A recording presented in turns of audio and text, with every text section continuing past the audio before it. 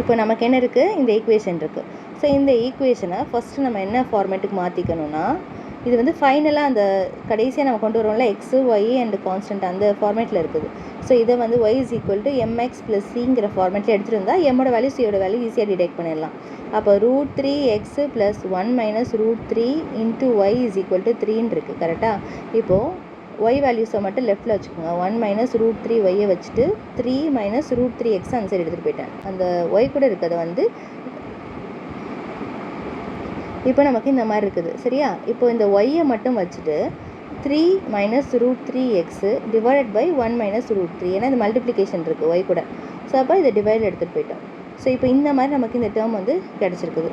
இப்போ இந்த டேர்மை நம்ம என்ன பண்ணணும், தனித்தனியாக பிரிக்கணும். ஸோ இப்போ இதை வந்து அப்படியே ஜென்ரலாக பிரிக்க முடியாது. ஸோ அதனால தான் நமக்கு இந்த இடத்துல என்ன பண்ணுறாங்க, நம்ம முன்னாடிலாம் போடுவோம்ல ஒரு சம்மில் 1 மைனஸ் √3 அப்படின்னு இருந்துச்சுன்னா நம்மளால் இதை சால்வ் பண்ண முடியாதுன்னு 1 ப்ளஸ் √3 டிவைடட் பை 1 ப்ளஸ் √3 நம்ம போடுவோம். ஸோ அதே ஸ்டெப் இங்கே மைனஸில் இருக்கனால ப்ளஸில் எழுதுவோம்ல, அதே மாதிரி தான் நம்ம இங்கே சால்வ் பண்ணணும். ஓகேவா? அல்ஜிப்ராவில் எழுதுவோம். இப்போ அதே மாதிரி இங்கே சால்வ் பண்ணுறாங்க பாருங்கள். 1 மைனஸ் √3 டிவைட் பை 1 ப்ளஸ் √3 அப்படின்னு சொல்லிட்டு நம்ம எழுதியிருக்காங்க. இந்த √3 பக்கத்தில் இருக்க இந்த எக்ஸை வந்து நமக்கு அந்த சைடு எழுதியிருக்காங்க. அதாவது இப்படி எழுதிக்கிறாங்க பாருங்கள். அதாவது இந்த term 3 by 1 minus √3 minus √3x by 1 minus √3 ரெண்டுத்துக்குமே இந்த 1 மைனஸ் √3 காமனாக இருக்குது. ஸோ இதுக்கு அடுத்த ஸ்டெப்பில் 1 minus √3 into 1 plus √3 by 1 plus √3. So அதே மாதிரி மைனஸ் இப்போ இந்த டேர்ம், இது வந்து இந்த டேர்முக்கு. ஓகேவா? இப்போ இந்த டேர்முக்கு √3x by 1 minus √3 into 1 plus √3 by 1 plus √3. So இப்படி எழுதியிருக்காங்க. ஓகே, இப்போ உங்களுக்கு கிளியராக புரிஞ்சுக்கணும்னு நினைக்கிறேன். இதில் வந்து ஃபஸ்ட்டு இந்த ப்ளஸில் இருக்க டேர்ம் இங்கிட்டு இருக்குது, மைனஸில் இருக்க டேர்ம் இந்த சைடில் இருக்குது. ஓகேவா? புரிஞ்சிச்சா அப்படின்னு? இப்போது இது வந்து உங்களுக்கு புரிஞ்சிருக்கும். இப்போ இதுக்கு அடுத்த ஸ்டெப்பில் நம்ம என்ன பண்ணுறாங்க, நமக்கு தெரியும் 1 ப்ளஸ் √3 1 மைனஸ் √3 வந்துட்டு ஃபார்முலா a² மைனஸ் b² ஃபார்முலாவில் எழுதணும். ஸோ அப்போ a²னா 1² இருந்துச்சு 1, √3 த ஹோல் ஸ்கொயர் பண்ணும்போது ரூட் கேன்சல் ஆகி 3ன்னு வந்துடும். ஸோ அதே மாதிரி இங்கேயும் 1 மைனஸ் 3ன்னு அதே தான் இந்த ரெண்டுத்துக்கும் வந்துடும். இப்போ மேலே இருக்கிறது ஆஸ் யூஷுவல் மல்டிப்ளிகேஷன் எழுதியிருக்காங்க. இங்கேயும் மேலே இருக்கிறது அப்படியே மல்டிப்ளிகேஷன் எழுதியிருக்காங்க. கீழே வந்து -2 இங்கேயும் -2 வந்துடும். ஸோ அடுத்தது நம்ம என்ன பண்ணுறாங்க, இந்த காமனாக இந்த வேல்யூஸை வந்து எடுத்துகிட்டு வரணும்.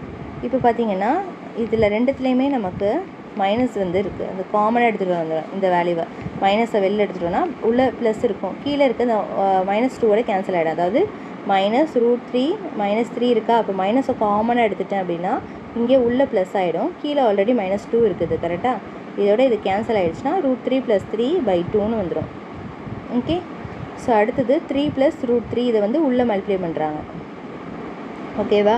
ஸோ இந்த ஸ்டெப் புரிஞ்சிருக்கோம். அதுக்கு அடுத்த ஸ்டெப்பில் இப்போ நம்ம என்ன பண்ணுறோம், இப்போ நமக்கு இந்த ஃபார்மேட் கிடச்சிருச்சு. ஸோ இந்த மைனஸை வந்து நான் இங்கே போடலை. ஓகேவா? ஏன் அப்படின்னா, ஏன் போடலைன்னா இந்த இடத்துல நமக்கு தான் என்ன ஃபார்மேட் எடுத்துகிட்டு வரணும், y = mx + cன்னு இருக்கணும். c இந்த இடத்துல வந்து ப்ளஸ் தான் இருக்கணும். ஸோ ஆல்ரெடி ப்ளஸ் இருக்குது, நான் இங்கே மைனஸ் எடுத்துகிட்டு போகக்கூடாது. ஸோ அதனால் நான் இந்த மைனஸை அப்படியே இந்த 2ஓடையே வச்சுருக்கிறேன். ஓகேவா? ஸோ இப்போ பார்த்தீங்கன்னா நமக்கு இந்த ஃபார்மேட்டில் கிடச்சிருச்சு. இப்போ இதுதான் இதுதான் y = y ஆல்ரெடி இந்த சைடில் வருதா, y = m, இது வந்து x ப்ளஸ் இருக்கா c. அப்போ இதில் m என்னது, இதுதான் m, இதுதான் c வேல்யூ. ஓகேவா? இப்போ எம்மோட வேல்யூ சியோட வேல்யூ நம்ம கண்டுபிடிச்சிட்டோம். அவ்வளோதான். அந்த ஈக்குவேஷனை கரெக்டாக நம்ம இந்த ஃபார்மேட்டுக்கு எடுத்துகிட்டு வரணும். அதுதான். ஓகேவா? ஒய்யை லெஃப்ட் சைடில் வச்சுட்டு மிச்சம் எல்லாத்தையும் ரைட் சைடில் வச்சுட்டு கரெக்டாக எடுத்துகிட்டு வரணும்.